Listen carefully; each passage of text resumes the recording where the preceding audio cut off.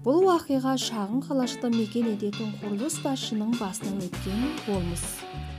Ол өмір бойы биік ғимараттар тұрғызумен айналысты. Егде жасқа келгенде зейнетке шықпаққа бекінеді, жұмыс берушіге келіп, мен жұмысымды тоқтатқым келеді. Зейнетке шығар уақытым таяды. Қалған өмірімді кемпірмен, немерелермен бірге өткізбек ниетім бар, дейді. Сонда оның сөзін үнсіз тыңдаған қожайын қимастықпен соңғы өтінішін айтады. Тыңдаңызшы, сіз еңбекке толы жылдарыңызды соңғы бір үймен қорытындылаңыз. Сонымен біз сізді қуана зейнетке шығарып саламыз. Және өте жақсы сый жасаймыз. Құрылыс басшысы келісті. Жаңа жоба бойынша шағын отбасына үй соғу керек болған. Қиыстыру, сызу, материал іздеу, тексеріс жұмыстары да басталып та кетті. Ол әлдеқашан өзін зейнетте елестетіп қойғандықтан қатты асығыстық танытты. Бірін шала істесе, екіншісін қысқартты. Арзан материалдарды қолданды. Себебі басты мақсат тез-тез бітіру еді. Ол бәрін дұрыс жасамай жатқандығын жақсы білді. Алайда түрлі сылтаулармен өзін ақтап алды. Ақыры жұмысын аяқтап, қожайынды шақырды. Ол үйді бастан аяқ шолып шықты да, білесіз бе, енді бұл сіздің үйіңіз. Мінеки, кілтті алыңыз да, отбасыңызбен тату-тәтті өмір сүріңіздер. Барлық құжаттар ресімделіп қойды. Бұл біздің фирманың атынан сізге марапат болсын, деп ыстық лебізін білдірді. Дәл осы сәттегі құрылыс басшысының жағдайын ешкім түсінген жоқ. Ұяттан қызарған күйі бір орында тұрып қалды. Ал маңайындағылар мәз-майрам құттықтасып жатты. Оның қызарған ажарын ұялшақтығына былай бастады.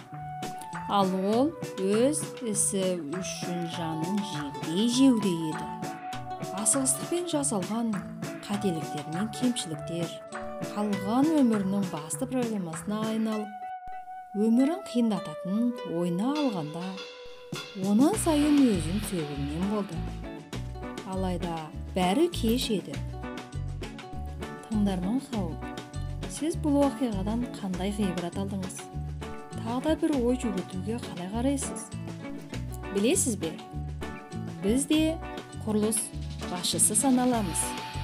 Өз өміріміздің негізгі құрылысшысы, әрі қияметте қолымызға берілетін кітаптың негізгі авторымыз. Ертеме кешпе мәңгілік зейнетке кетеміз.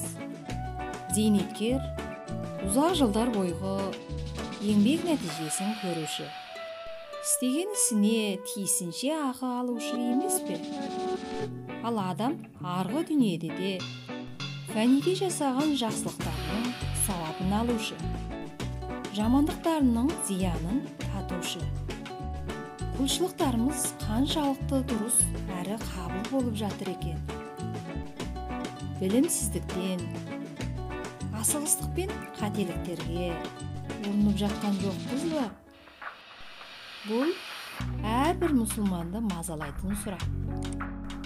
Жоғарыдағы құрылыс басшысы секілді шала құлшылықтар жасап, өлімнен кейінгі өмірге үлкен проблеманы өз қолымызбен жасап нендей өкініш.